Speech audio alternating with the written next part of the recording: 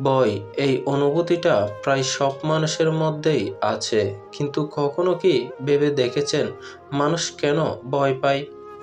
আসলে ভয় জন্ম নেয় অনিশ্চয়তা থেকে। যখন আমরা জানি না সামনে কি হতে যাচ্ছে, তখনই মনে ভয় ঢুকে পড়ে।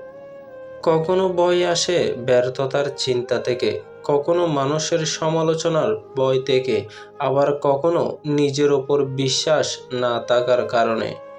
কিন্তু একটা সত্য মনে রাখবেন, ভয় সবসময় দুর্বলতার চিহ্ন নয়। ভয় আমাদের সতর্ক করে, ভুল থেকে বাঁচতে শেখায়। তবে যদি ভয়কে নিজের ওপর নিয়ন্ত্রণ নিতে দেন, তাহলে সেটাই আপনার সবচেয়ে বড় বাধা হয়ে দাঁড়াবে। তাই ভয়কে এড়িয়ে যাবেন না, বরং তাকে মোকাবেলা করুন। কারণ জীবনে সাহসী সেই মানুষই যে ভয় পেয়েও সামনে এগিয়ে যেতে পারে।